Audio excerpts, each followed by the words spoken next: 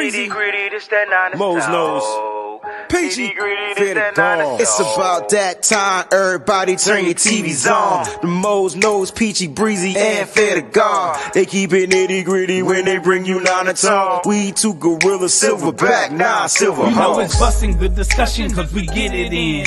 Every time you know we grinding, I was 8 to 10. We always play to win. The faithful going hard. It's WayneBreezie, Peachy, Mo's Nose, and Fair to God. Let's get it. Nitty gritty, it's the line is tall. Don't like it, better take a walk. Nitty gritty, it's the line is tall. We outline players up in chalk. Nitty gritty, it's the line is tall. Don't like it, better take a walk. Nitty gritty, this the line is tall. Line is tall. Nitty gritty, this the line is tall. What's going on, 49er faithful? Welcome to the Nitty Gritty Niners Talk Show. It's good to be back. We're your hosts, WayneBreezie, Peachy B in the place to be. Miss Peachy, what's going on this hot evening? What's going on? Hey, it is really, really hot. It's Muggy. crazy. It's muggy. Yes, it's very muggy. It was a pretty decent Monday, except for, this problem that we're having at work, which is called Fievel and his friends have taken up on my ceiling and my and the top of the like by the roof area and everything. We don't know if it's Fievel and his family or how many there are, but it is a horrible smell that we got going on in there right now. Wow. So my boss said that in the morning he's going, which will be funny because, anyway. So he's going to get up there and he's going to find this family. So he can dispose of them. I hope that works out, Let's hope that he doesn't fall through because he's kind of a big one. That doesn't sound good. That doesn't sound good at all.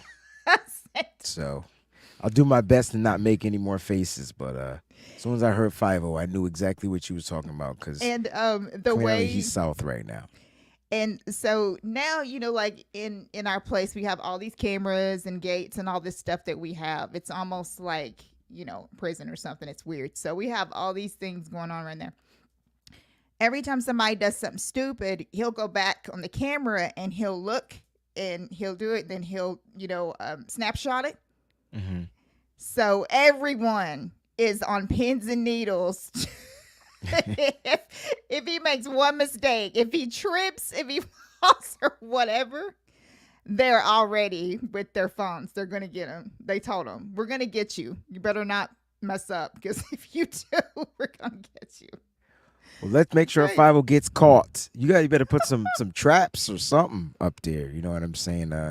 Got to get that smell. I wouldn't be able to go to work. I wouldn't be able to work with the smell. The thing is that there's no more noises because, there used to be like all these noises. So we know that they've perished. And that's why the smell is so bad. So we don't know how many of them there is, but it's crazy. I hope that gets worked out. By next Monday, we'll have a report. Like if it got worked out. All right. That's so right. Shout out to everybody out there that's watching the show. Thank you again for tuning in. We got 49ers throwback first in the place to be. Comment has been pinned. You know what I'm going to do? First person that I see in the chat, comment will be pinned if it's decent enough to be pinned. It doesn't have to say this. It could be a take. It could be anything. But if you're the first person on any one of the shows in the chat, your comment will be pinned for the show. Yes. But he says, thanks for tuning in, faithful. Make sure y'all smash that like button and subscribe. I don't think if we did the most faithfulest 49er fan, it would be him, like hands down. Like I think absolutely. I think throwback is as faithful as it gets. He is anywhere, everywhere, everywhere. Everyone. He's like, what's the omnipresent? He's like, amazing. When it comes to football, we get along better than anything. Basketball, totally different story. Golden State fan, right? When it comes basketball. But football, there's no one better. And Oh. Throwback, we appreciate everything that you do for the channel. We appreciate everything that you do for us individually. Everything. Just, Yes. you're awesome. And Much, I meant much that. appreciation. I Much want you to appreciation. beat me to every chat every time. I believe he will. So good luck with that. Matthew, what's going on? Rob D's in the building. He says, I don't know how Throwback does it. Like, no one does. And sometimes I try to trick Throwback by posting the show 1 minute before it goes live, and he still be on it. Like, I'll be like, dang, his alerts are set.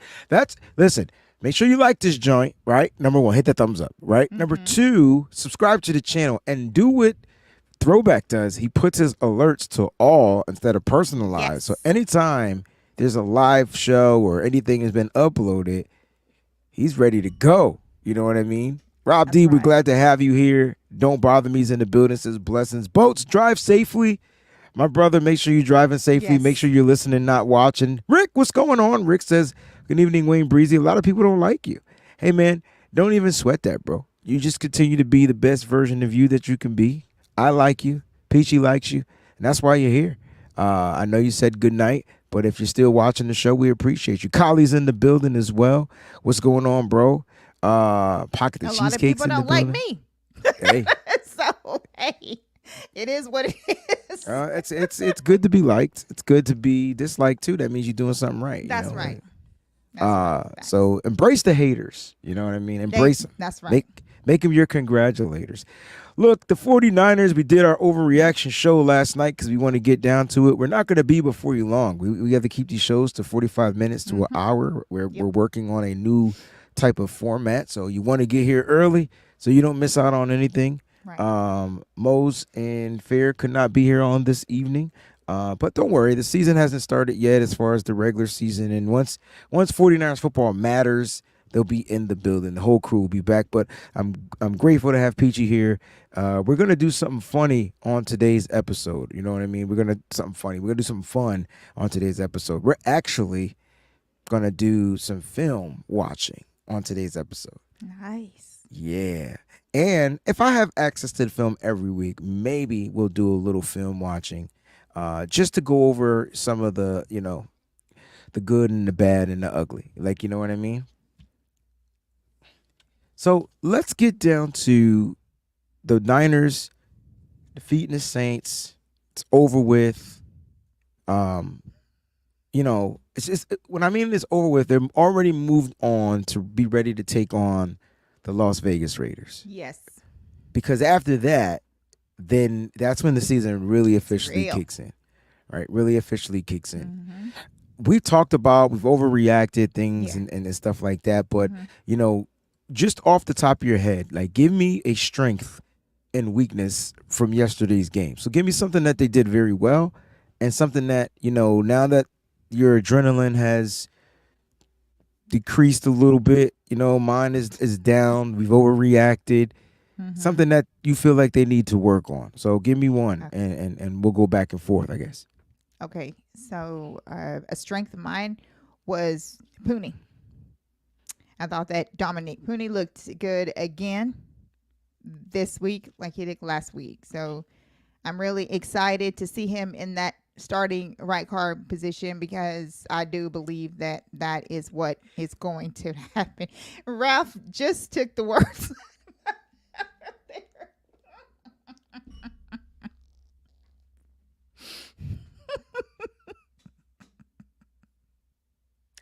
Well, I don't think. Well, you know what, Ralph? He wasn't wide receiver one. Chris Conley was wide receiver one. I think last night I said I didn't see Chris Conley on the field, but he was on the 11 snaps that Brock Purdy played, who we're going to talk about on today's episode. Was he? Because I didn't see him either. He was on those 11 snaps. Oh, wow. Yep. Okay. So he was actually probably your wide receiver one, and Trent Taylor was your wide receiver two, because they played with Brock. Yeah. And then Ronnie Bell came in with Dobbs, and Trent Taylor stayed out there. Chris Conley came out, and then you got a little infusion of your Jacob Cowing. Yeah. And then when Brandon Allen came in, they infused Danny Gray and Tay Martin. So those were the wide receivers that played yesterday. But like I said, Chris Conley was in on 11 snaps, but he wasn't targeted any of those snaps. Right. So however you want to look at that. But I like that. You said your strength was Dominic Pooney. Yes. I'm gonna raise your strength a little bit. Okay. Because I thought the pass protection from the offensive line was good. Awesome. I thought the pass protection from the offensive line was good. I just finished watching the all 22 on the offense, and I didn't break down the offensive line, but I broke down, I do my stuff for the Patreon, so I did the negatives. I'm gonna create the show. It's gonna be called the booms and the busts, like booms and busts. So like the positive explosive plays and the negative plays that the 49ers messed up. And I'm gonna add a different element to it. So make sure you subscribe to the Patreon. Go to www.patreon.com. Yep. That will be up this week. You'll get the offensive booms and busts. You'll get the defensive booms and busts if you get that tier. So you want to get the $20 tier because you'll get all the videos, all the extra shows, all the film breakdowns and things like that. So when I was watching it, I was like, all right, today we're going to focus on Brock, right? Because the question is, what made him look rusty against the Saints? Like, should he have played? Should he have not played? He did play, but he was really rusty. And he spoke. We'll listen to a couple of clips from the pressers as well. But, Dominic Pooney, I thought in the pass pro game, that whole right side, in my opinion, was on fire. Well, I thought the right side played really well. And usually we don't compliment the right side. So Colton McKivitz was good. And when I looked at their pass blocking, the grades, you had like these guys that I'm talking about, Dominic Pooney and Colton McKivitz were top 5 linemen. Top 5 graded. That's great. Linemen. So pass pro, I thought they were pretty damn good. Chris Hubbard, Drake Nugent, Dominic Pooney, Colton McKivitz, and Isaac Allerson were your top 5 graded offensive linemen. All right. Now, there were plays that I saw, like I was just like, oh man, they didn't give up a lot of pressures. They only gave up 9 pressures in this game. They gave up 2 hits, 7 hurries. And let's keep it a buck. They gave up 0 sacks. So the sacks that actually happened were on the quarterback. Like the quarterback took the sack. So we're going to look at Brock Purdy sack, and then there was a sack later on in the game on Tanner Mordecai. And we'll look, Brock Purdy was trying to extend the play, and we'll watch that play. You'll see him. We'll break it down. Yeah. Like he actually got sacked for -2 yards because he ran out of bounds. He stepped out of bounds, remember? So that was credited as a sack because it was a pass play, whatever. So that's part of the rustiness that Brock Purdy looked like. He couldn't, whatever. But I thought, you said Dominic Pooney. I'm going to upgrade your Pooney to the offensive line pass blocking. Yes. I thought they looked really well. I did not think, if I have to go with a weakness, from the offensive side, you could say the run blocking might have been a weakness overall, but what was your weakness? What was one weakness in this game, whether it's offensively or defensively? And let me just be the first to say I thought defensively this was the best game I've ever seen them play, from the depth to the depth of the depths of the depth. Like they played really well. They gave up 10 points. They forced a turnover. They kept them. They made them go 1 on 11 on 3rd down. They gave up a touchdown. They gave up a couple of 4th down plays, but I thought the defense doesn't really need to be touched. Who's your weakness, though? I would say that my biggest weakness was at wide receiver. What about it though? What about the wide receiver position that made? You know what I'm saying? Like, you could point out a player if you want. You pointed out Dominic Pooney, so be my guest. So I feel like that Trent Taylor, to me, I felt like he was the worst one out there yesterday. Really? I know Bell was like right behind him, but I really feel like, and I think the reason why that I say that is because Trent Taylor has been here before. We haven't really changed the offensive scheme that much since Trent Taylor's been here. He was here with Kyle Shanahan. So, everything's the same. It looks the same. It's not any different, really. And he just looks like he was lost out there, some missed important catches that he should have. He just did not do anything that I liked yesterday at all. I think for Trent Taylor, watching him and with Brock was weird because I feel like they don't have a connection yet. Mm-mm. Now, I did expect him to play a little bit better maybe with the second unit, but we don't know how Trent Taylor is. You say that Trent Taylor should know the system. Yeah, you should know the system, but the system has evolved since he's been here. You got a bunch of players. You got a bunch of different things that's going on. The system isn't like the same as it was when he was needed and he was a third down guy and he lined up in the slot and he did this and he did that. It's a little different. It's a little different because the Niners now have a plethora of weapons. So, he's utilized probably a little bit different. When I watched him out there with Brock, he wasn't used in the slot. He was running down the field, cutting, trying to get open. Every ball was overthrown to him. That let me know that either Brock was struggling, they were struggling in communicating, being on the same page, or whatever. Or he's just not used to playing with Brock. But if he's used to playing with Brandon Allen and Dobbs and those practices, I get he had a rough game. He had a rough game. He didn't have the roughest game at the wide receiver position, but he definitely had a rough game. And my thing with Trent, is dude, you're the veteran out there, right? Right. So but PG, what I'm trying to get you to understand is and everybody else is that he's a possession receiver. He's the guy that's gonna help you move the chains on third downs because you line him up a certain way. Blah blah blah blah blah. He was used on first down, second down, third. So they were testing him out there. They were testing him to see how deep he can run the routes, how whatever. There was times he was there was one play he dove into a player or got clipped up to a player, and the ball was way overthrown anyway, but I think he was trying to get the flag. I think he was trying to draw a flag or whatnot. So Trent Taylor looked bad. I'm going to go with you too because we talked about this earlier on my earlier shows today.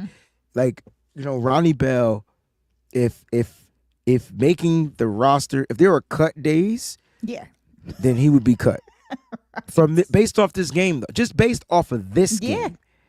You know what I'm saying? He would be cut because he had a couple of drops, and then there were just plays where he couldn't really create the separation and get open. But everybody can't get open in the NFL. I don't understand why everybody expects every wide receiver to be able to get open. Some defensive backs are just that good. Yeah. Everybody's not going to be a Brandon Ayuk, a Puka Nacua, these guys that Devontae Adams, these guys that run really great routes and find ways to create separation. That's where your coach comes in and has to find ways to scheme them open. So I think in this particular game, he was looking to see guys who could beat man coverage, who can get open, and everybody, in my opinion, failed except for one player.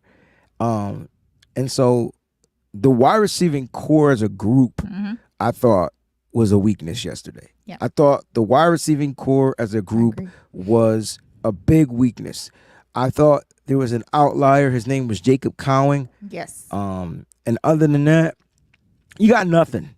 Really. Yeah. You got nothing. Matter of fact, before Cowing caught the 38-yard pass from Dobbs, before he caught that pass, do you know who was leading the team in receiving yards? No. Who was leading the team in receiving? I'll give you a hint. It was a tight end.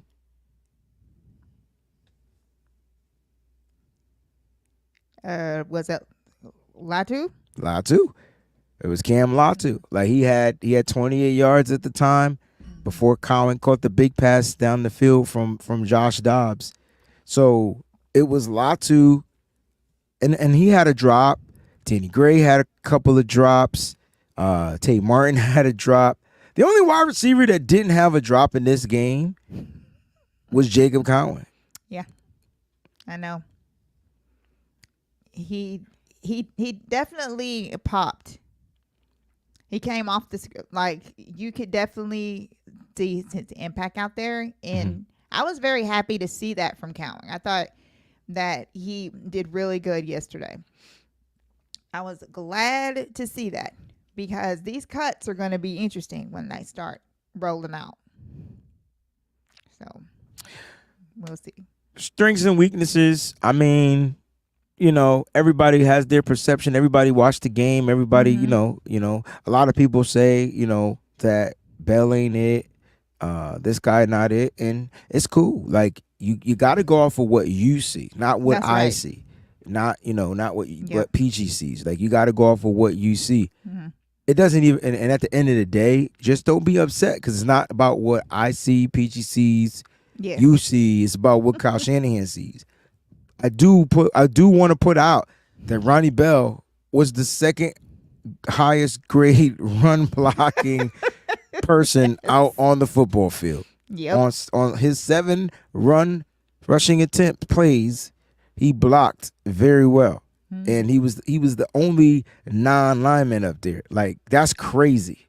And we know that Kyle is all about being able to block. If you're a good blocker, he can kind of roll with other things. So, But Peachy, hear me out. who knows? You ready for this? What? You ready for this? What? Who's usually the highest grade run blocker on the football field? When the wide receivers, out of wide receivers, Ayuk is it's really Ayuk, good right? at blocking, yeah. Ayuk finished with the highest run blocking grade in the NFL Mm-hmm. at wide receivers, Yeah. right? Mm-hmm. Last year, who was the substitute for Brandon Ayuk? Bell. It was Ronnie Bell. So what I'm trying to say is, like, I don't know how he was utilized in this particular game, but he was really failing at whatever role they were asking him to play on yesterday. Right. Yep. So whatever that role was, he absolutely failed that role. Yeah. But when it came to the blocking assignments, I don't know if that's enough for Kyle Shanahan to keep him on the roster. That's a good point. Plus, he's a gunner. So I don't know. Like, at the end of the day, does he? And, he usually doesn't drop the ball when it's being thrown to him. That's usually more on the kick, on the special teams when he's returning the ball. But he had a rough game. Like, Ronnie Bell was terrible. Like, at the end of the day, like, there's no way to defend it. Like, you got to catch the ball. I thought according to PFF, though, 2 of his passes were contested. So I'm thinking the one from Brandon Allen was a contested pass. And because I watched the defensive back, Rajon Wright, he had his hands on his shoulders as he's reaching out. Yes. So I don't know if that affected him catching. It didn't look like he was going to catch the ball, but it was on his fingertips. And then that first one, I just don't know how he dropped that first one. I like that. But that first one right there set the tone. It let me know he was going to struggle that game. Like, you know what I mean? Yeah, it did. Yeah. Rob D says, what do you mean, Breezy? Most YouTubers tell their opinion is fact, acting like they should be coaching. Listen, this is an opinionated based show. And a 100%. But I get what you're saying, Rob D. This one is anyway. But no, he's right. Like, everybody's it. So, but look, at the end of the day, I'm just going off what I see.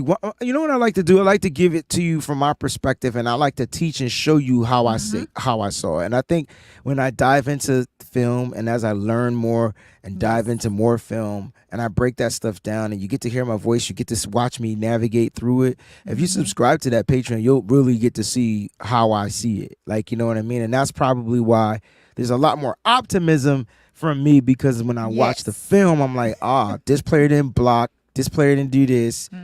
He just sucked that night. This player didn't, like, you know what I'm saying? Like, I really get a chance to kind of like see it. But at the end of the day, Ronnie Bell, he was terrible. It was, He was bad. And then had he caught those passes, he would have been player of the game.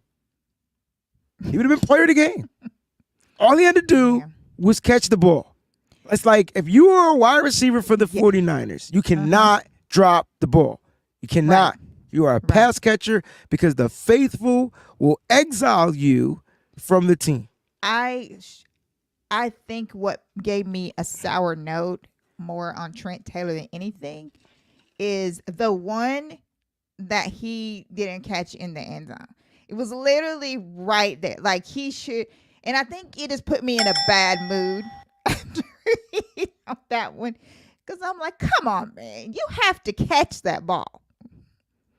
And so, that I think that kind of soured me on that already. Like, I was like, whatever. So, but do not be surprised if Trent Taylor is still on this team after they do cuts. I'm just saying. Only way Trent Taylor makes this roster if it's on the practice squad. And I'm not sure he'll clear waivers without another team picking him up.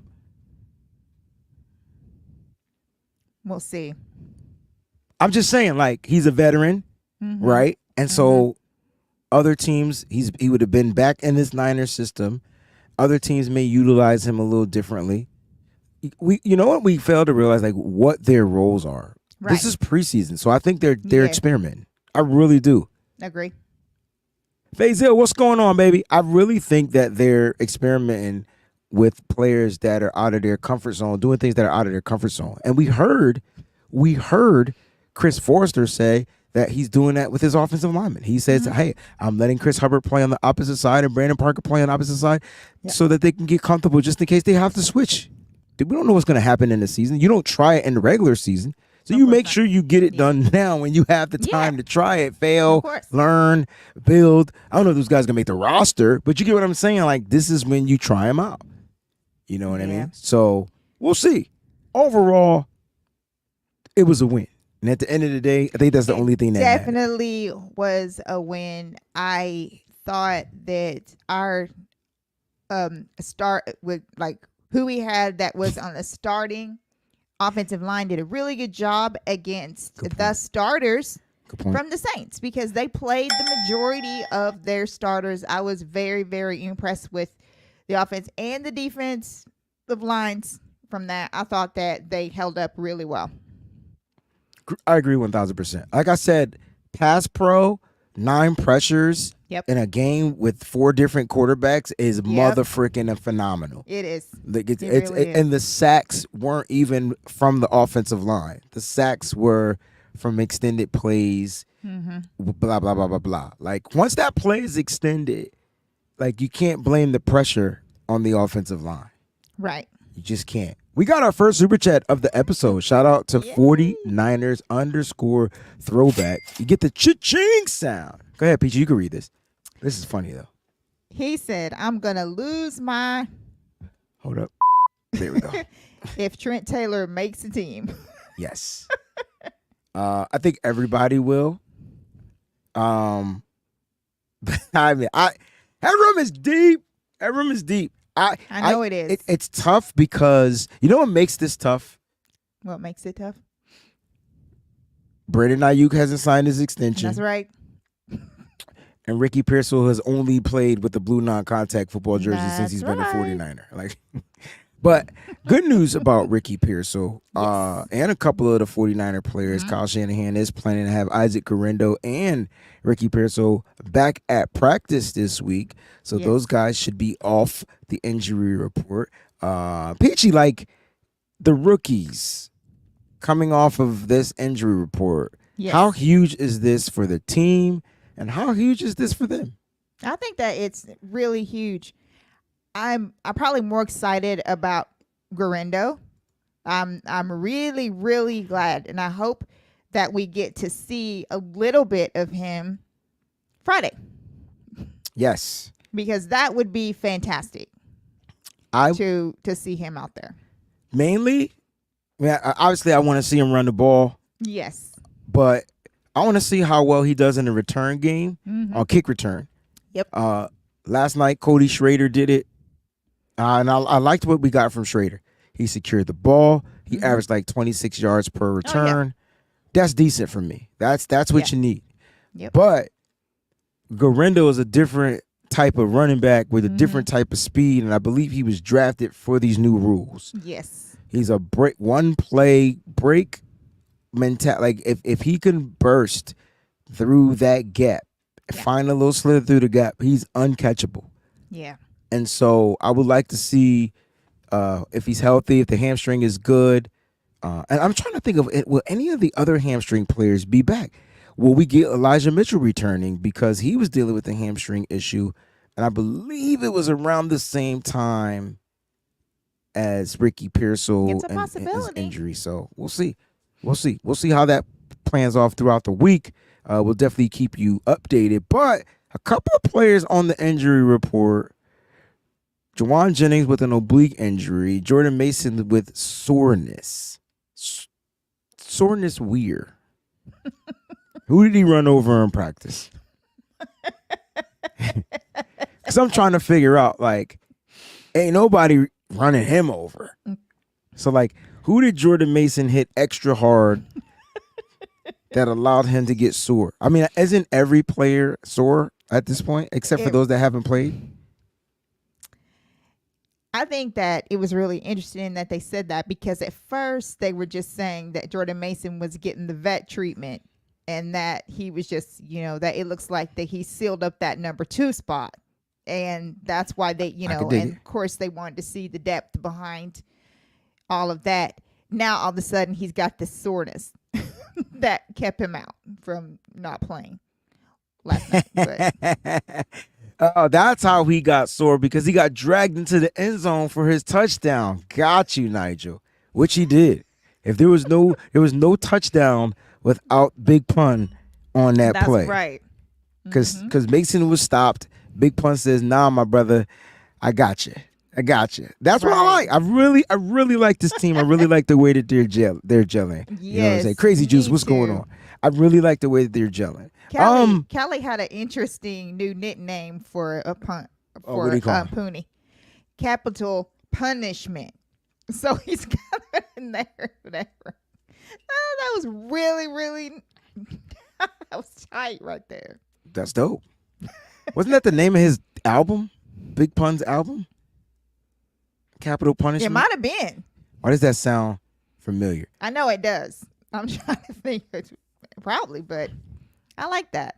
A whole lot of, yeah. So Kendrick Brown says, "What's up, cuz? This is Jacob Cowing and Pooney were the highlights of your draft class this preseason." And they were, because they're the only ones that played. Yeah. So we still don't know what we got from Ricky Pearsall. Right. If you don't like what you saw from Malik Mustafa and Renardo Green, that just lets me know you're just watching. I get it. I get it. But they've been standing out as well. So it's not just those two dudes that have been highlights. The rookies on defense have been highlights. Jared Kinston had a bad game this game, but last week he gave up 0 pressures. I know. And on his 22 snaps, and he played well. Who else did we draft? I'm trying to think. I think the case is, though, we haven't seen freaking Ricky Pearsall. I think. Oh, and I look after last week's game, Isaac Rendo's been injured for the past 4 or 5 weeks. Yeah. So we haven't seen him. We don't know what he's gonna be like yet. But at the end of the day, I don't know, Peachy. What were your thoughts on Tatum Bethune in this game? He was a tackling monster. He had 10 tackles. I thought that he did really good, and I hope that he makes his 53 because It's gonna be tough. I think. But again, just like I think you Kyle's said, gonna Kyle. They're so right. They're so. Oh goodness gracious. Kyle's gonna Kyle, and there's gonna be a veteran that's gonna get that spot. Of course, yeah, it is. Unless. I don't know. I like what I saw from Tatum Bethune both weeks, but I really like what I saw from him against the Saints. Mm-hmm. That big tackle for a loss was huge.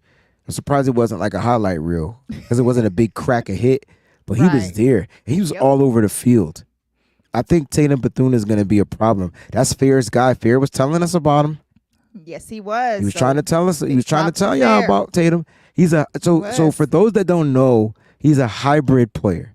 What does that mean? Well, he played safety, and then they converted him to linebacker in college.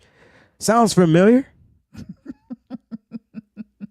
Fred Warner. How many guys did we try that with? It worked with Fred Warner. Yep. It did not work with Marcel Harris. Nope. It did not work with Eric. What was Eric's last name? Eric. He was a safety. Reed. It did not work with Eric Reed. Yeah.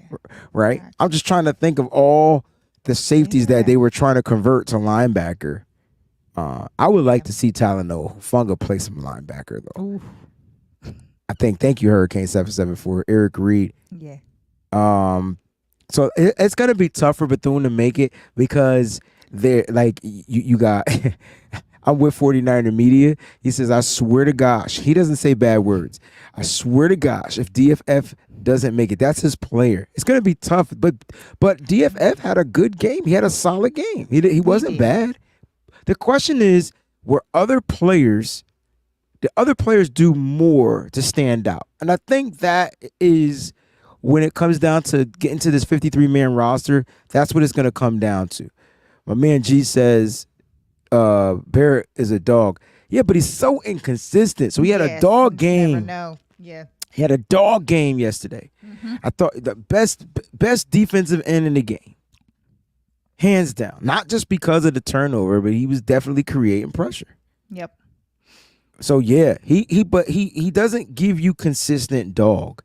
You got some good rushes out of Gross Matos. You got, I'm not going front. My question mark is, can we get pressure and after pressure? Can we get to the quarterback other than Nick Bosa? I think that's my question for the pass rush. Like, absolutely. Can we do that? Mm-hmm. Please. And that's the key. Now, I think that spot for that linebacker has got to be between Curtis Robinson and freaking DFF. And I don't know. I love what I'm seeing from Robinson. I know. I know. That whole entire defensive side, when they panned over to the sidelines, they were overjoyed at what they saw out there. I'm telling you. DFF is Demetrius Flanagan Fowles, y'all, for those that don't remember. Yeah, from Robinson, boy. He's one of their favorites. Kyle Shanahan said he's been around for a while, man, and so what, 3 years, something like that. Mm-hmm. Yeah. Mm-hmm. Papa J, you can't. He says, I don't mean this to be in a disrespectful way. I disagree. You know what, Papa J? He's a tough kid. I will tell you that. He's a tough kid. He's a tough kid. He can withstand hits. The question is, can his body hold up to the NFL? You know what I mean? And that's that. I think that is the ultimate question. And I'm hoping he's healthy this week. I would love to see him play against the Raiders. They're gonna try to bring the ruckus. It's like a Super Bowl. Niners versus Raiders. It's like an unwritten Super Bowl, right? It's like bragging rights for the Bay, even though they moved to Mandalay Bay. They're no longer in the Bay area for where Oakland is. They're in a different bay out there in Vegas. But it's going to be that type of game. It's going to be gritty. Oh yeah. I need the majority of that offensive line out there because Max Crosby's probably going to play. Like I'm not trying to let Max Crosby. That's what I'm saying. Anywhere near. He gonna be. Lord, have mercy. Yeah. They had to sit him down. I'm not scared, but when you got to sit a player down in practice, right? I don't know what that meant, but I think I know what it meant. Like, you know what I mean? Exactly. He's a monster. Papa J. I will say this to everybody with Pearsall. And I'm still questioning that pick. That's just like I said, this is our opinion. This is what we do on the show. And we also keep it nitty gritty on this show as well. I will say this about Pearsall. Some things that I read was apparently it wasn't that he never got hurt when he was in college. He just played through a lot of whatever was going on with him. That's why I said he was a tough kid. Right. So his toughness, I would definitely give to him. There are players that are tough like that and will play through a whole lot. George Kittle is a prime example. He will play through things like that. So we don't know. Just like Breezie said, it would be good to kind of see, like what we have with him, and see whether he's going to be able to do that at the NFL level, to be able to withstand, all the things that can happen to him this year while he's playing or whatever. So, but I did read up on him and did find out that it wasn't, because people were like, well, he never got hurt in college. Of course, he come to the 49ers and then he would get hurt. And it's like, no, he was hurt. He just played through a lot. He's just tough. So yeah, but he need to get his ass on the football field. So he need to figure out how to get his body right. Right. So that he can contribute to the team when his number is called. I agree with that. Because if not, he's going to end up like Trent Taylor. Jalen Hurd. Just trying to think of these wide receivers that just couldn't really get right in Kyle's system. Kyle's system, there's a bunch of moving pieces. You know what I mean? So, like, it is, Ralph, you are not wrong at all. Like, his frame, he does it kind of frail. I think somebody said that he lost weight, that people usually gain a little weight. And it takes time to gain weight. I mean, because when you're playing, especially today's football. So today's football is about being lean and cut. Right. So it takes time to make your body shift to a different mode. Remember, he doesn't want to lose his speed. He doesn't want to lose his feet. Yeah. I thought he was gonna have issues with his feet because he runs so dangerously on the ground. Like he plants the feet super hard. Yeah. Even Herman Edwards said you got to watch that about him. Like he overworks himself. Yes. And I think because he overworks himself, he ends up with these little soft tissue injuries. Gotcha. Yeah, like you ever go to the gym and you gotta work out and you're pushing and you feel something ginger, but you're like, nah, I gotta finish this set. When you really shouldn't finish that set because you're probably damaging yourself later on down the line. That's Ricky Pearsall. Like he's just overworking himself at this point. You know what I mean? 49er. I was referring to it as in the injury process because I thought Trent Taylor was a good possession guy, and then his feet he started getting injured. You know what I mean? But he at least Trent gave us a rookie season. I'll leave it at that. Right. My man Ramelia Sports Report wants to know why hasn't the 49ers signed Brandon Ayuk yet? Let me get your take on answering his question. Why haven't the 49ers signed Brandon Ayuk yet? From everything that I've gathered, and this is from just a synopsis of every single thing that I've read, it seems to me like that they're hung up on the guarantee money. And I feel like that they are almost at the end of that. I do feel like that Ayuk is going to be extended. He's going to get his contract. I feel like that it's about the guarantees. I don't know if it's necessarily just the final year or whatever, because now I guess people are backing off of that a little bit, saying that it's just the total guarantees altogether. But you're trying to get his guaranteed money. They're probably trying to get this done so they can get Trent done. And I think that they're both going to be back hopefully by week 1. If not week 1, then hopefully week 2 or week 3. Oh, they'll both be here week 1. You don't have to hope. There's no hope. They'll be here for week 1. They'll be here for week 1. There's 3 weeks until football season starts, and it's all business at this point. And you're talking about 2 players that prepare their bodies, that prepare their minds, can really probably not practice, go out there and be dominant. Those are gifted players, right? And I feel like the 2 players you just mentioned are 2 players that can do exactly that. Absolutely. It's a little different, like with like a Nick Bosa, who is gifted, but has to always like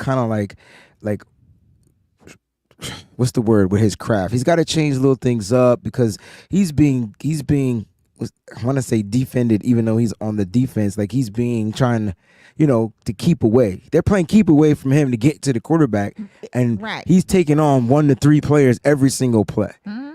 I don't know how you get better at that, and so that's a lot. Like, but when you look at Trent Williams, you could try to do what you want, but you're not getting around him. Like he's not giving up sacks. He's not giving up pressures. He might be known for a freaking penalty here or there, a pressure every 17 games or something like that. But other than that, like he's still that guy. When Brandon Ayuk, like he's just built differently. Like to answer your question though, why hasn't the 49ers signed him yet?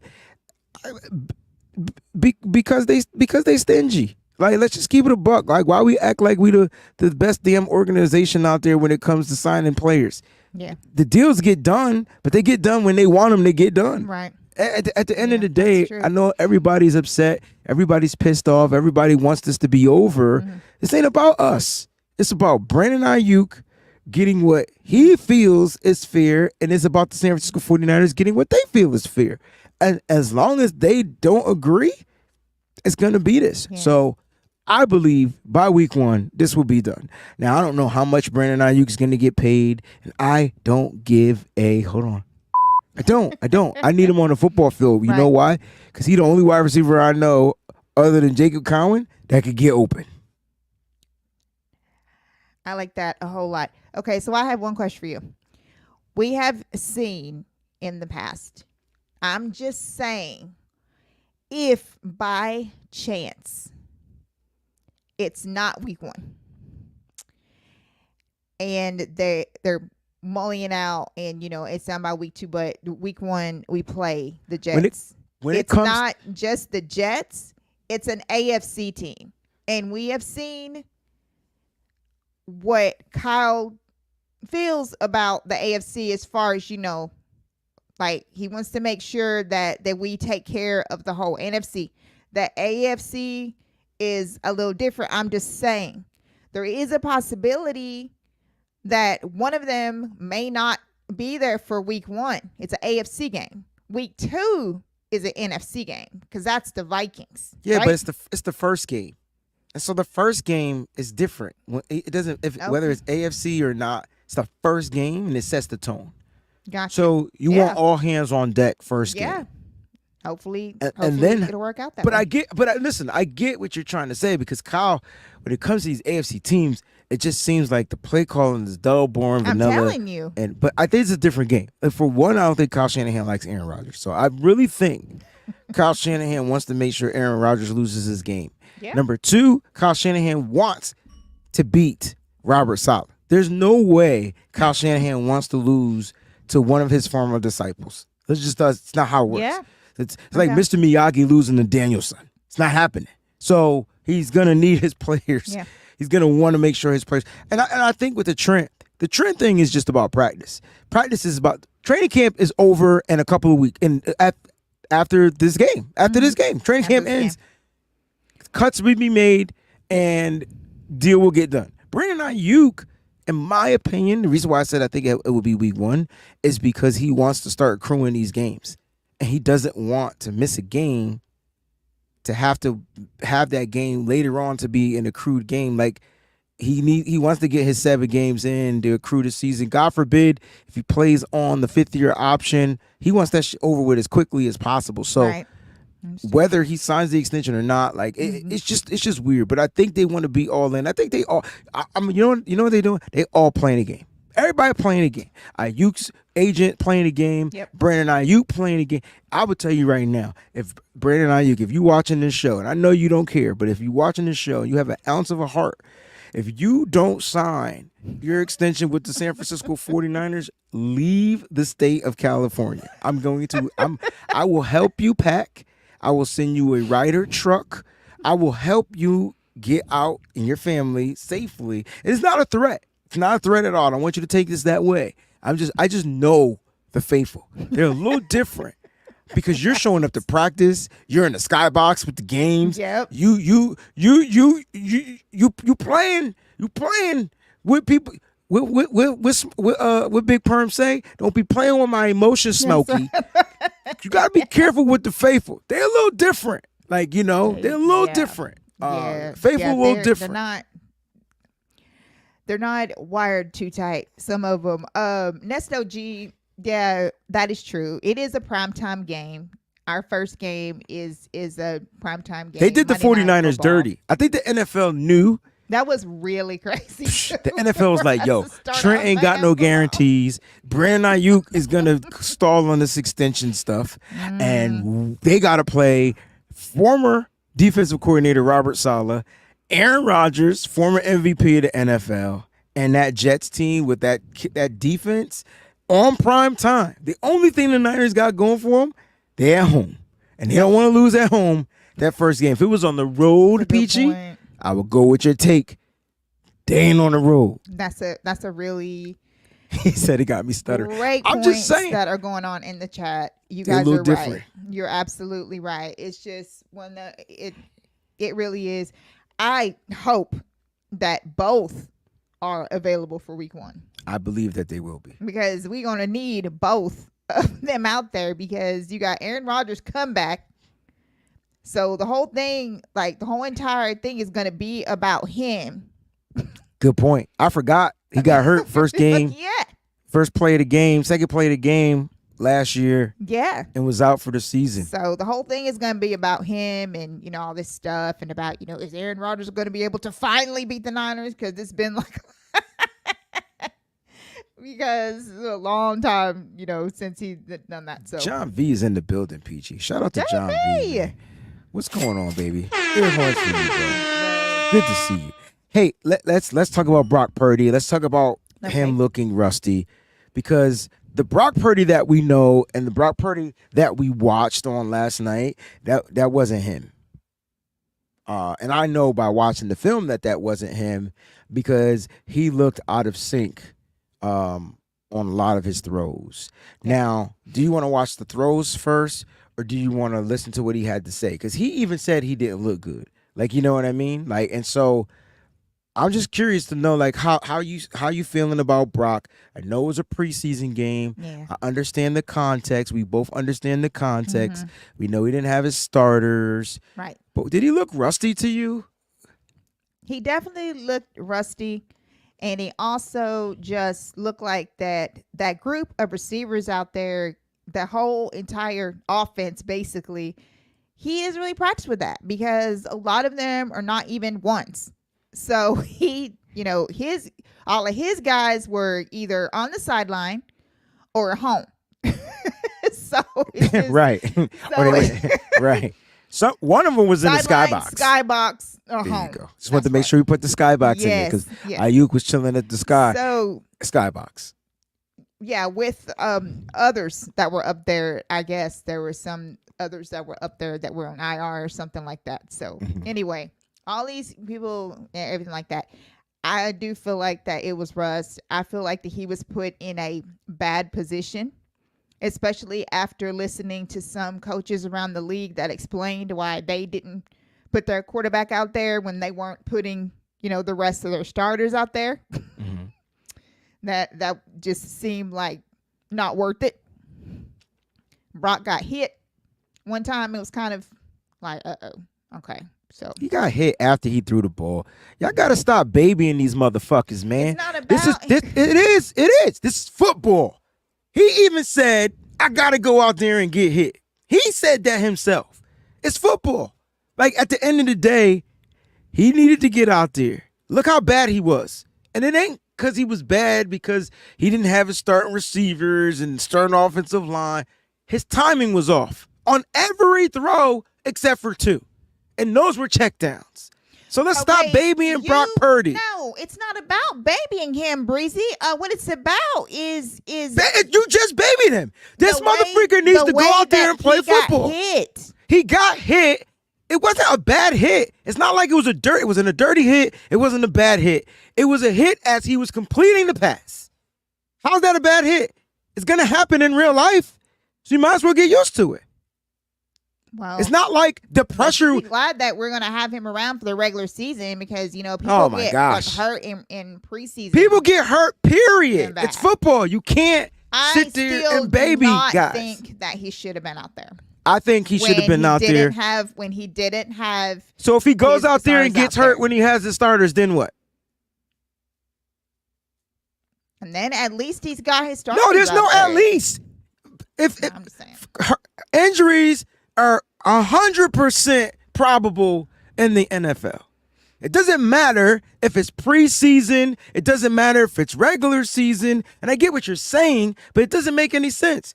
Brock Purdy is the starting quarterback of this team, and he went out there to get into some type of rhythm to get going. You just talked about Aaron Rodgers getting injured in the first game of the season. That was a regular game. He didn't know he was going to get injured, and it just happened. This was a regular hit from Chase Young that just was after the play was thrown. It wasn't late. It wasn't anything, and it wasn't hard. It wasn't hard. He just got hit. I don't know why people will be making up. Y'all be over fabricating like football. Like he's supposed to get hit. Like this is what football is all about. You don't care about any of the other players but your quarterback getting hit. All these players was getting hit. You got guys running across the middle of the field, gonna get decapitated. It's football. So at the end of the day, Brock needed to be out there because if let's say he came out there next week and looked like shit, and that was his first game, like then it would be a real big problem, right? Because now he got his players out there and he's out of rhythm. So I think I like the fact that Brock actually decided to want to play in this game so he can see a different defense. And this, I would have been okay not playing Brock if Kyle Shanahan, right? I would have been okay with you, Peachy, not playing Brock if Kyle had the joint practices against the Saints. I would have been 100% saying, okay, Brock doesn't have to play. I saw what I needed to see. Brock has to see different defenses because Brock has to see this alignment up front. When you got these guys right here up front, you got all four of these guys. You got your three linebackers. You got your cornerbacks playing pressed up, and you got the two deep safeties in the back, right? So Brock needs to see what this is going to be looking like from a different defense, not the 49ers defense. So that's why I don't mind it. He's going to get hit. And he did his best job of avoiding certain hits too, right? He didn't try to scramble. He didn't try. So he was definitely playing it safe. And on one of them plays, which we'll watch, he almost threw an interception. So here's the first play. This is one of the plays of the game. These are all Brock Purdy's throws, not the handoffs, because he was out there for 11 snaps. So we're going to focus on all of his pass attempts, which was a total of 7. So it should be 7 plays. I might have miscalculated. They got 2 tight ends out here. As you can see, you got Eric Sobert, number 82, and you got Braden Willis in the backfield, right, as a fullback. So you can label him as a fullback, but if it's me, I'm saying there's 2 tight ends out here. How do you defend this? Because you don't know what's going to happen. And so I kind of like what Kyle Shanahan is able to do with a lot of his players. We'll watch the 3 different views of this as well. So there's a fake handoff. Brock Purdy stepping back, and as you can see, it looks like Chris Conley is going to get open, but you got this lurking linebacker standing right there in Brock's face that might try to jump the route. Where does he go with the ball? He's trying to get the ball outside, and he gets it to his check down, which was the fullback, Braden Willis, out of the backfield. And if Braden doesn't step out of bounds, that's a big play. And I think it would change the thing. So it's like we can't say, oh, Brock was out there with the bad, not the bad people, but he was out there with did he step out of bounds? Hold on. Yeah, you can't say that Brock was out there with these guys, but when he makes this play, and it's a good play, like so, it's you can't have it both ways. Brock did his job. He got the ball out of his hand quick. He went through his progressions. Nobody was open. You get Braden Willis underneath the fullback, and you get him for a nice little 6-yard gain. Here's the second play. I believe this was an incomplete pass. Again, Braden Willis comes out of the backfield as the fullback, but now he's lining up. He's splitting all the way out to the outside like a split end. So now you got him lined up. You got your running back, Cody Schrader. Brock is checking, and that's just a bad throw, and this is why I was asking, like, was Brock processing sped up due to what he saw? Was he uncomfortable with this offensive line? There was no pressure. You can't say he was uncomfortable if there's no pressure. Was he just trying to throw the ball away? Because if so, that's a good throwaway, right?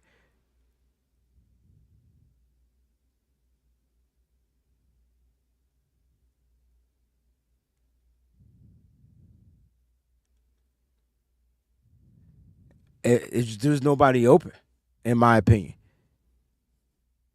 So just looking at Brock, like in some of these throws, is just like he looks sped up. Look, he steps up in the pocket. He doesn't step up in the pocket. If that's the one area I would like to see Brock improve a little bit.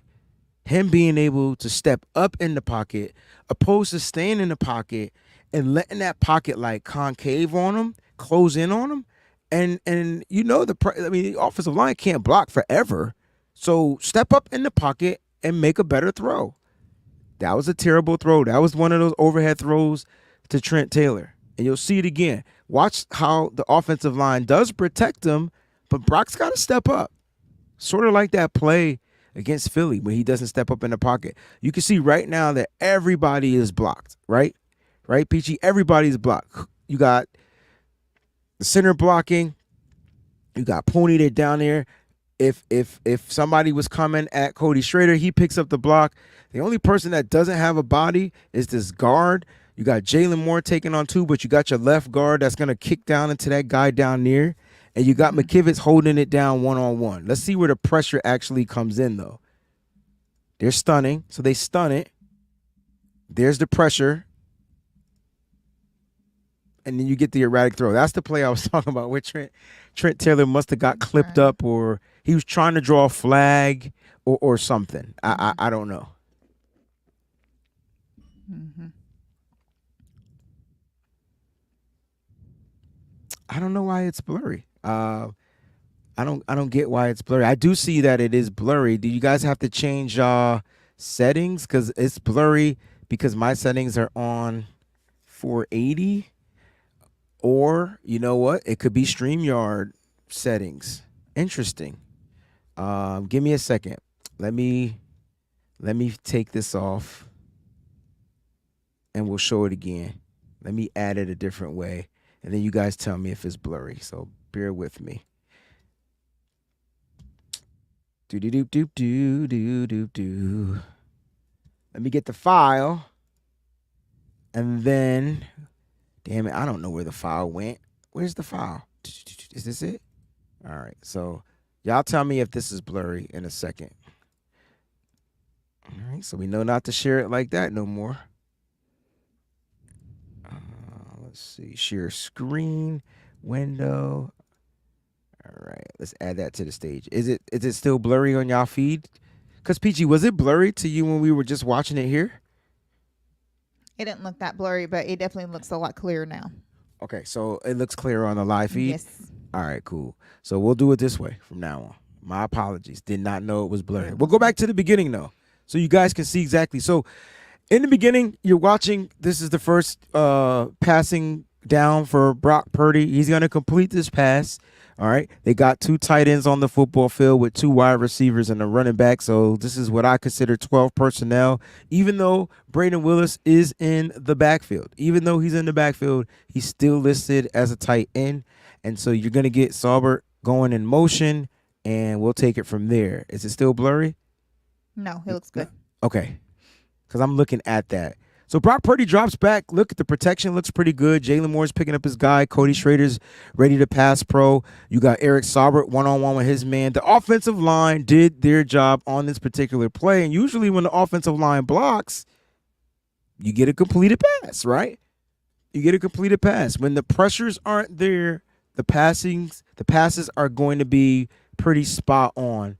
You're going to get an efficient game. Now, no one was open. If you look at the top of the screen, you're going to see Chris Conley get open. I don't know why he didn't go that route because Chris Conley was running the crossing route over the top.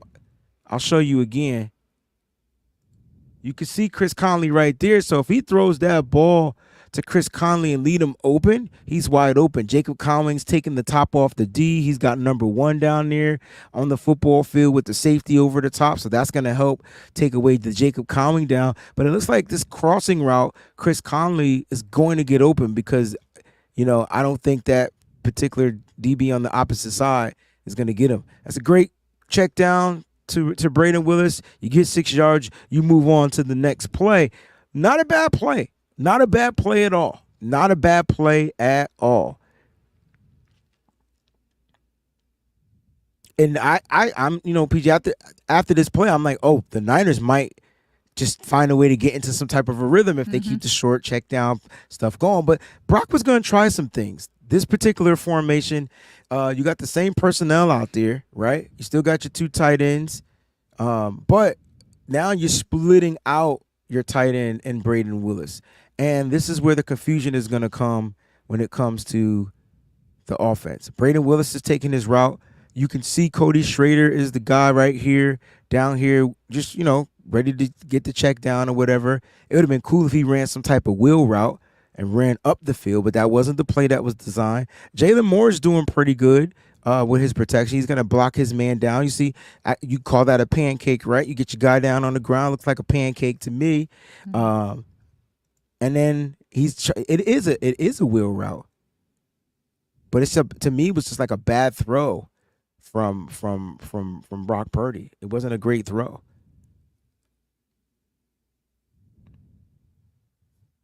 I'm not paying attention to the comment section, so PG, if you see some comments talking about some of the stuff, feel free to pull it up. We'll be here for about another 15 minutes after we finish these plays.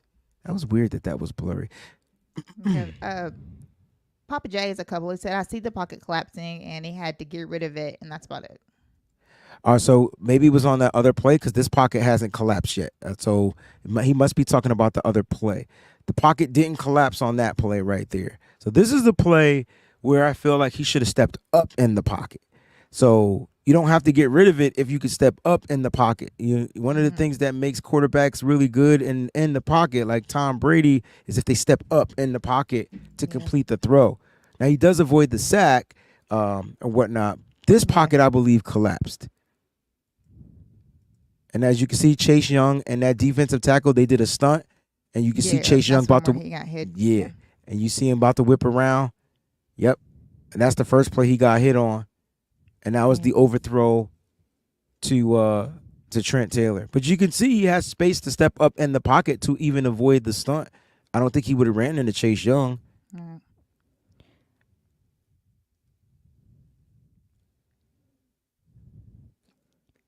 They must have tangled feet. That's what that was. I'm thinking they tangled feet. He says, I'm pretty sure if it was a real game, he would have looked for the open person, but I truly believe that they were going for a certain. And this could be true. But that's where Peachy's defense comes in. It's like, what? You got your starting quarterback out here experimenting without his guys. Right. That doesn't make any sense. Don't experiment. If you're going to come out here, come out with the game plan and get out of the game. That's why, I get what you were saying, but Brock needs to play. He needs to. He's rusty. He's showing you he's rusty. All right, here's the boot. This is the naked bootleg. I like this play. I love this play a lot. I guess nobody was open though. Yeah, I do too. I liked the whole. This is your interception play. Right. I like the way that it started. Yeah, but no one was open on the naked. Right. You know what? It would have been cool if one of the receivers, if Cowing would have trailed and ran to the left as he was going naked on the boot. Right. Let's see what he does. Braden Willis goes in motion, and see how he does. He does do it. He's just not open. They had that's great coverage. This is great defense. They had him covered. Yep. I think that's great defense by the Saints. It is. Yeah. Yep. This is their starters, the Saints starters out there. Yeah, because I can see Matthew out there. Good point. This is great defense by the Saints. Yeah. They had every level covered on that boot. Yeah. I don't know what Brock was supposed to do there, but that throw wasn't it. I don't know what he was supposed to do in that situation. You know what I'm saying? I can't really call it. Yep. I'm just glad that it wasn't an interception. But it was but if it had been our guys out there, Well, our starters is what I'm saying. It probably would have been a lot different. There probably somebody would have been open, and that it probably would have been a really, really good play because the way it started was awesome. I loved the way that it was developing. On this particular play, Brock is trying to extend the play. It looks like he can hit his man that's coming right across with all this field space.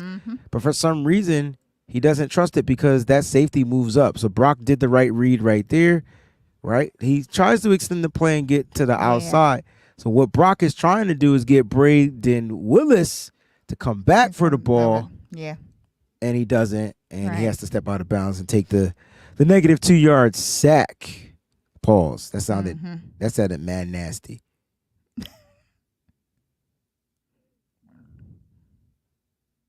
And you know what?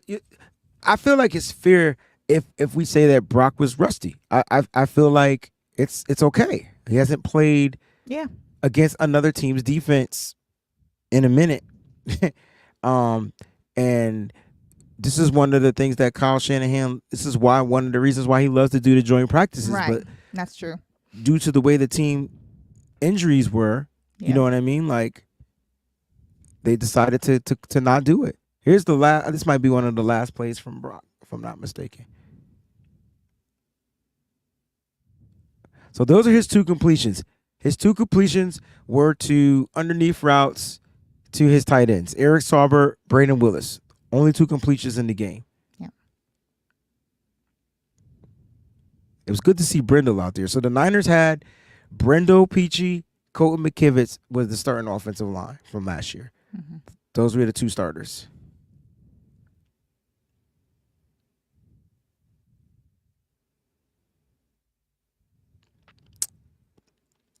That might have been a little bit of pressure. And I believe this is Brock's last incomplete pass. And you can see Chris Conley down there at the bottom.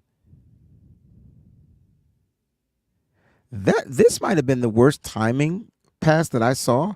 Now if the pocket collapsed on here, I totally get the rush throw. So this is what we need to watch. We need to pay attention to the offensive line. See right on this view right here. You're gonna see big 94 right here. Is he gonna try to come across Pooney? He gets blocked. He does it, and there's the stunt. So you can see Chase Young coming around the other side. He sure did a lot of stunting in this game. Couldn't stunt with the Niners. That's right. And again, it's another incomplete pass to Trent Taylor. Yeah. So look, there's a lot of factors into why Brock Purdy may have, struggled in this game. And it's clear that Brock Purdy definitely struggled in this game. He said he struggled in this game. He said it in the presser. Yeah, I mean, I think it was good just to get out there, get a feel for, obviously, the game speed and getting hit and trying to go through reads and stuff and just get the feel again. So, obviously, it wasn't as productive as I'd liked to have been myself. But, that's why it's preseason. Get out there and get a feel like that. So. And so this is why Brock wanted to get out there. He needed to get the feel back. This is what he said. I know Peachy disagrees. I understand her message. These are about the hits, though, Peachy. Maybe I should duck out of here, not go for a 3rd series. No, I mean, like I said, it's part of the game and stuff. So for me, I'm not out there freaking out about, oh my gosh, I'm not trying to get hit. That's not football. If I'm stepping out in the field, then obviously I know what's at stake in terms of it's a physical game. It's fast. Things happen. You're going to get hit. You're going to fall to the ground. So I know that. But at the same time, am I going to do some crazy scrambling and make up some stuff to try to move the ball? So you got to be smart in that sense. So now I'm sure you heard Brock talk about it before. I'm just kind of curious, Brock wanted to be out there. Kyle felt it was safe for him to be out there. But still, you didn't want Brock out there. No, but that's just how I feel about it. That's my opinion. This right here is funny by JV. JV says Chase sure knows how to do his damn job as the opponent. I feel you, bro. It's tough. Yeah. Uh, Yeah, Chase was on a mission. Like, he's literally trying to be in on every play. Well, I mean, there's a lot of factors to that. Usually when the Niners play somebody that they should have re-signed, they typically have really good games. Exactly. It's just kind of how it is. They make it their mission to show I them agree. how they should, I agree 1,000%. PG, who do you think is going to be out there starting offensive line? Let's say no Trent Williams still. I don't think he plays in the preseason. So no Trent Williams. Mm-hmm. Do you think the rest of the offensive line is going to be out there ready to go? I don't think Aaron Banks is going to be good to go. No. Mm-mm. So how do you feel about Brock playing without his starting offensive line? I got to ask the question because I think I feel a little bit better because a lot of his offense, like his skill players, are going to be if he don't have the time to throw the ball to them, why do they matter? Because they're going to be able to get open. Nah, not without time. We talk about the offensive line. We talk about look better. The only way Brock could get hurt is if you don't have his offensive line, right? Basically, that's what we're saying. But if he's going to go out there probably with this same offensive line, you had Jake Brendo, you had Dominic Pooney, who you and myself deemed as a starter this year, and you had Colt McKivitt. So from the center to the right, it's good. The issues, again, are going to be on that left side. Max Crosby is going to be lined up over Jalen Moore. Yeah, I know. So, I don't know, man. Brock, I just feel like it's football. He's going to get his series. He's going to go out there. I do respect the fact that he's going to have some of his pass catchers, but if he ain't got the time to get the ball to him, it's not going to be much different. Like, it's not going to be much different. Now, as far as ad-lib plays and things like that, that might not be much different either because you know who the ad-lib guy is? He's sitting in the skybox. Yeah, I know. And people keep talking about how they don't value Brandon Ayuk, but when the play breaks down, Ayuk is the guy. Yeah. That's the guy Brock is looking for. That's the guy Brock is pointing to. That's the guy that is in sync with his quarterback. I don't know. There was a question on here, why haven't the Niners signed Brandon Ayuk? Because they're dumb. Like, that's why. Exactly. That's the answer. I don't care about that. Don't mention money. That's true. They're just stupid. Like, they clearly can see why or the value of Brandon Ayuk. I don't get it. I don't get it. If you go back and you watch the Lions game, Peachy, if he don't catch that ball off of somebody else's head, we don't have to worry about playing Mahomes because we would be home. You better tell us. We would be home. That's for sure. A lot of people say, I wouldn't throw Purdy out there without the starting offensive line. Hey, listen. What happens in the regular season when your offensive line is banged up? You got to play the depth, right? So at the end of the day, he got to get used to these guys. Trent Williams hasn't stepped foot in camp once. I'm going to be honest. So you telling me Brock Purdy shouldn't play if Trent Williams not out there? Because that's the conversation we need to have, because without Trent, that offensive line is not the same. Yeah, it's definitely not. That's for sure. It's just not. So at the end of the day, Brock's got to get, what's the word? He's got to build the continuity with these guys that he has so that his timing can be on point with whomever the pass catchers, the weapons are. Because what if Kittle doesn't play in this game? You're going to see Eric Saubert again. What if Deebo Samuel doesn't play in this game? You're going to see Chris Conley again. So we don't know which starters are going to start and which starters are going to sit. Now, I do believe that Deebo comes out there for a play, a series, or whatever. Do you really want to risk Deebo out there too, risking it all? Like that, like these are the questions. Like, it's okay for him to risk himself, who's injury prone in a preseason game, but we need a quarterback to go out there to facilitate. We need to see what Brock Purdy can do for a series of plays. He's going to be playing against a monstrous defense on Friday night with potentially the same offensive line.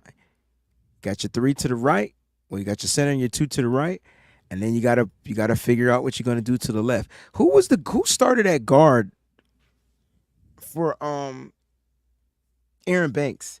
Why am I drawing a brain fart here? Nick Zakelj. Nick Sakel was the guard. Remember last week, Peachy, he took the snaps as the center, but you got Jake Brindle back, so that he took the snaps as the guard. Just couldn't figure it out. So it's going to be interesting to see what happens. Thank you, John V. It was Sakel. We got a new member over here on the channel. Shout out to Red and Gold Empire. Thank you so much for becoming a YouTube member. You get the ear horn. And we dropping bombs on you. We appreciate the support. Yes. Here on the WayneBreezie channel. How much better you think Brock's gonna play before we dip up out of here? How much better you think he's gonna play against the Raiders? I think that he is gonna be able to look better. Whatever happened, they will work on that this week. Then prove that. I thought that Brock did a really good job. He basically was calling out his protection without calling out his protection. So I think that they're going to protect a lot better. I think that they're going to be a lot more aware. I'm sure that they're going to work on that and whatever, because I'm sure that Forrester is like, hey, we cannot get like that. You guys have to block for the quarterback. Like, we cannot do that. So it's weird though, because the offensive line wasn't bad at this game. I don't understand where we're getting. I feel like there's a lot of misconstruing going around because the offensive line gave up 9 pressures. Brock didn't get sacked. He got hit, but he didn't get sacked. His sack was him running out of bounds. Yeah. He just watched it. So at the end of the day, they protected Brock Purdy. So I think that's why Kyle played Brock Purdy. He felt his offensive line could protect him. You know what I'm saying? If he felt his offensive line wouldn't have been up to the task and protecting his starting quarterback, then I don't think he would have played. So I think we got to give the offensive line the benefit of the doubt, because they didn't let Brock Purdy get put on his behind to where it counted as a sack. Did he get knocked down on a couple of plays? Yeah, twice by a guy named Chase Young. But at the end of the day, I think Brock Purdy's going to go out there against Vegas with the same offensive line. And, maybe minus the Nick Sakel, maybe John Feliciano will be back. Maybe you could put him there. I feel a little bit more comfortable with Feliciano out there, right? But at the end of the day, I think you just got to take it what it is. Like, Brock needs to get into a rhythm. So you want him to take week 1 to shake off the rust? no, but my whole thing is I want to say this because this is where we keep it 100. So I have something that I want to say real quick, real short, because we're about to get out of here. But look, I know that you guys feel like that preseason doesn't mean anything to the starters, to the starting quarterback, to the starters. I get that. All I'm saying is I do believe, just by listening to Brock and apparently Kyle cared enough about Brock trying to get in a rhythm and trying to, like, shake the rust or whatever, to just put him out there with whatever and let him get out there and kind of just shake some of that off. So it obviously, like Breezie said, because we didn't have the Saints joint practices with the Saints, because if we had joint practices with the Saints, then maybe Brock would have been prepared a lot better, because he would have already have seen them. Because one thing that we know, one of Brock's elite traits is he's pretty good at dissecting defenses already. So to me, that's one of his best traits, is that he can do that. And we're not just saying that. In the Super Bowl, the Chiefs defensive coordinator said that. So good point. Forgot about that. His name escapes me now, but no, anyway. It doesn't. What's his name? Oh my gosh. It's a name we hate too. Right. Why can't I think of his name? He a OG. Damn. But my whole point, what I'm trying to say is, I get it. but they cared enough. Steve Spagnuolo. Spags. That's right. I call him Coach Spags was talking about how impressive Brock was and how good he was going to be going forward, because he had to switch up his defense because Brock was figuring out what they were doing. Which and they did. They had to do that. They did that. So my whole thing is that they cared enough to put him out there. So people can say, oh, it's just preseason. Brock don't care about preseason. They cared enough to put him out there behind this young O-line that was out there. Mm-hmm. And with skill players that he really doesn't practice with, mm-hmm. because there was barely any ones out there. There were no ones out there. I'm saying. You can't say barely. There was not one. Right. Yeah. No, so, I get what you were saying. That's why you said you would be okay if he at least had some of his weapons. Right.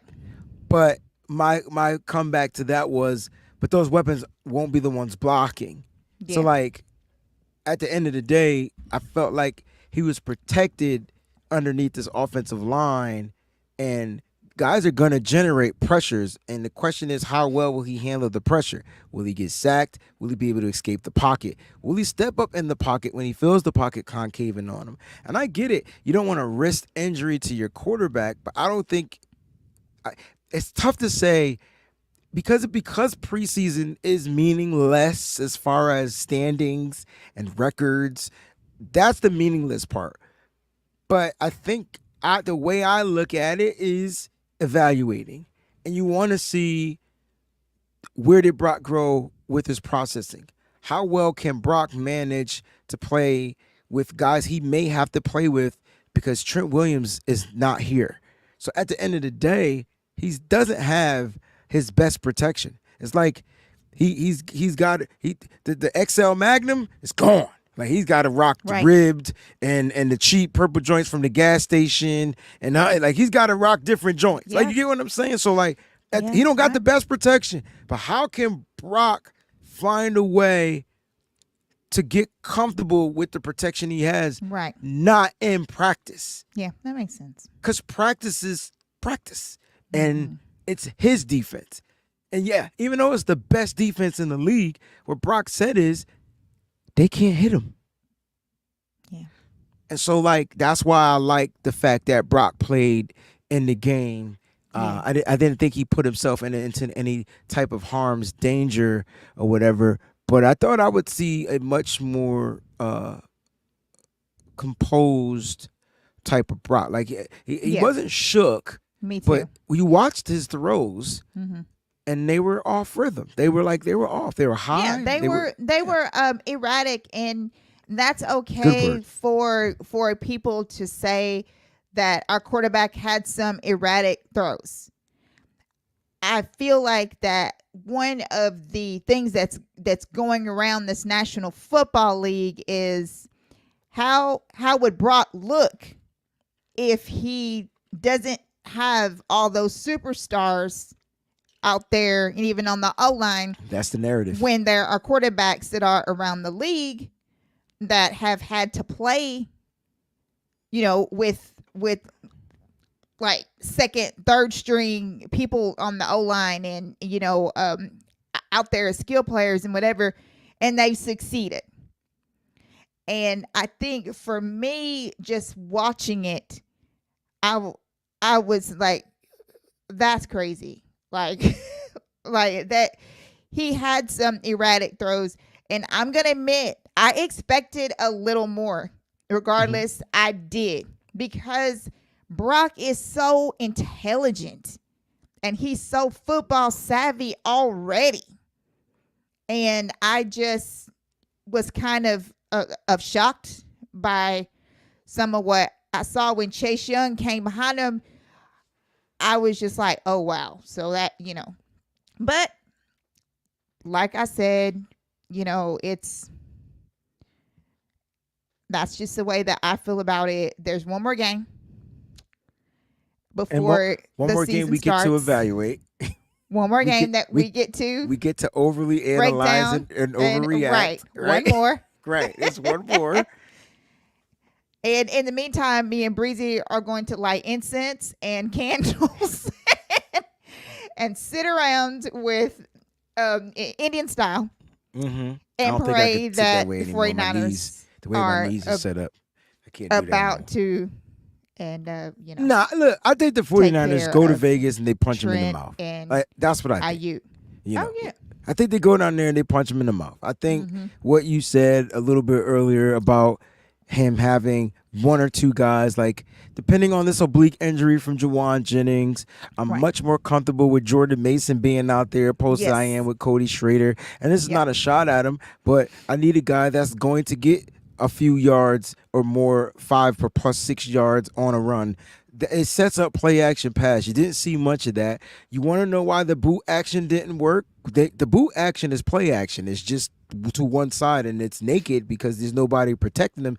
It's him and a receiver. You want to know why they didn't bite? Because we didn't run the ball well. You run the ball well, you got good linebackers jumping down. Safety's going to jump down to try to stop that run because they don't want to give up 7 or 8 yards, and it gets the point. So there's plenty of context. Guys, all we were doing today was dissecting what Brock looked like, how rusty he looked. If you don't think he looked rusty, that is totally fine. But listen, we appreciate you. We want to salute everybody that tuned into the live Nitty Gritty Niners talk show. Don't forget to tell everybody we did this time because y'all said y'all wanted it late. Trust me, I'll be wanting to do these shows 7, 8 o'clock. Okay? So y'all want to make sure you tell somebody to be here 9 p.m. Eastern Standard Time on Monday nights. When there are games, the time will be shifted. We'll do a pregame show and an overreaction show opposed to the regularly scheduled show. All right? She need more than that, dog. She need to go call the exterminator or something, man, because that's nasty. I can't do it. I wouldn't be able to breathe, eat, drink. I can't do it. I couldn't do it. As soon as I heard the sounds, they would have had to go. You know what I'm saying? Peachy waited for them to perish and smell. As soon as I heard the sounds, I'm like, oh, man, somebody got to get up there, and it ain't going to be me. So, boss, if you want me to come into work, I'm going to need you to fix this ASAP. Guys, thank y'all so much for tuning in to Nitty Gritty Niners Talk. On behalf of myself, Peachy Fair, and Mose, we appreciate the love, the support. Thank you for the Super Chat contributions, and shout out to our new member of the channel. Thank you so much. We hope to see you on all the shows. We'll be back next Monday night. All right, we'll be doing our 53-man roster episode. I need everybody in the building for that. Like, that's going to be cray-cray, right? Everybody's going to come up with their 53-man roster, and we'll do a contest on the panel. We'll do a contest. Whoever gets the most right, we'll have to do something. We'll figure it out. We'll do a contest. All right. I like doing stuff like that. Make sure you tune in. Make sure you subscribe to the channel. Don't forget to like this joint. Check out the other videos that are going to be up there at the end of this episode. And until next time, stay faithful to the Bay, everybody, and keep it nitty gritty, baby. We out. Hey. Breezie, gritty, this that Niners Mose talk. knows. Peachy, Fair to dog. It's about that time. Everybody turn your TVs on. The Mose knows Peachy, Breezie, and Fair to God. They keep it nitty gritty when they bring you Nana Talk. We two gorillas, silverback, silver. You know it's busting the discussion cause we get it in. Every time you know we grinding, I was 8 to 10. We always play to win. The faithful going hard. It's WayneBreezie, Peachy, Mose, Nose, and Fear to God. Let's get it. Nitty gritty, it's the Niners talk. Don't like it, better take a walk. Nitty gritty, it's the Niners talk. We outline players up in chalk. Nitty gritty, it's the Niners talk. Don't like it, better take a walk. Nitty gritty, it's the Niners talk. Nitty gritty, it's the